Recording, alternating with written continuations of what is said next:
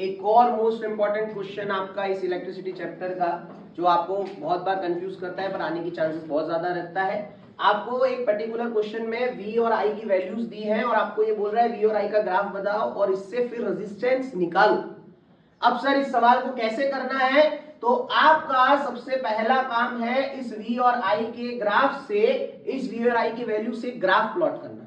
Sir अब graph plot करना, आप 10th तक आ गए हैं तो इतना तो समझे होंगे कि एक्स एक्सिस होती है, वाई एक्सिस होती है। यहाँ पे जो वेरिएबल्स है वो V और I है, तो एक एक्सिस पे आप V ले लीजिएगा, दूसरे एक्सिस पे आप I ले लीजिएगा।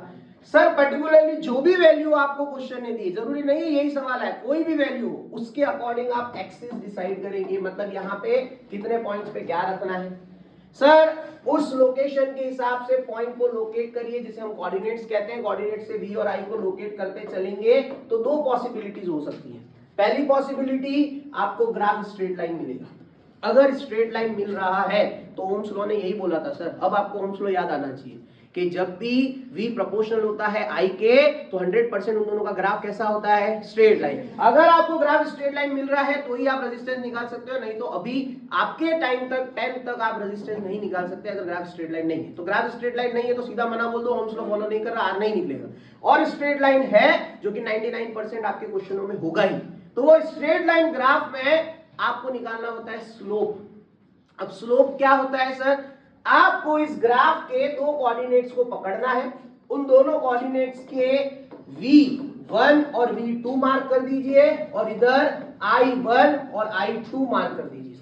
सर कोई भी दो कोऑर्डिनेट आप पकड़ के चल सकते हैं, उन दोनों कोऑर्डिनेट में फिर आपको V2 minus V1 upon I2 minus I1 निकालना है। मतलब V2 की वैल्यू यहां से, V1 की वैल्यू यहां से, I2 की वैल्यू यहां से, I1 की वैल्यू यहां से, आप दोनों वैल्यूज को यहां रख दीजिएगा। इससे जब भी हम दो चीज का चेंज निकालते हैं, चेंज मतलब V2 minus V1 is a change, तो उसे हम डेल्टा V से डिनोट करते हैं और डेल्टा I से डिनोट कर रहे हैं। अब सर आप यही होता है ग्राफ का स्लोप। क्या होता है, ग्राफ का स्लोप। अब सर ये जो स्लोप मैंने यहां निकाला है V by I, V is equal to I है, तो V बाय I क्या होता है, रेजिस्टेंस। तो सर ये स्लोप ऑफ द ग्राफ क्या आ गया, R, और इससे आप रेजिस्टेंस निकाल सकते हैं। पर सर अब एक इंपॉर्टेंट बात, सबसे इंपॉर्टेंट कंसेप्ट, सर फिलहाल मैंने ये जो ग्राफ बनाया है ना, मैंने y एक्सिस पे I लिया है और x एक्सिस पे V लिया है, और यही खेलता है सबसे इंपॉर्टेंट खेल।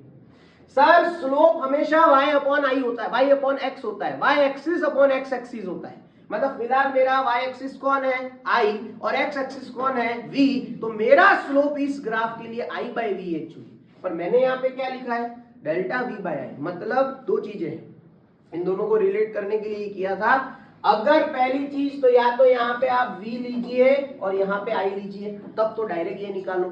पर अगर मान लो मैंने जो ये केस लिया है वही होता है, यहाँ I और यहाँ V, तो आप ये जो स्लोप निकालोगे ना बेटा, वो आएगा delta I by delta V। करना कुछ नहीं है, delta I by delta V का मतलब अब क्या होगा, रेजिस्टेंस क्या हो जाएगा, 1 अपॉन R हो जाएगा। क्या हो जाएगा, 1 अपॉन R। एक बात बस याद रखना, स्लोप आपका delta y upon delta x होगा। y axis, x axis, slope हमेशा y axis upon x axis की फॉर्म में ही बाहर आएगा। अभी आपको इतना ही याद रखना और इतना ही समझना है। अगर y पे जो भी कोऑर्डिनेट है, जो भी वेरिएबल है, उसको देखो, जैसे अगर v और I है तो सीधा सीधा r, और अगर I और v है तो फिर 1 अपॉन r। तो इस तरीके से आप इस ग्राफ से रेजिस्टेंस निकाल सकते हैं।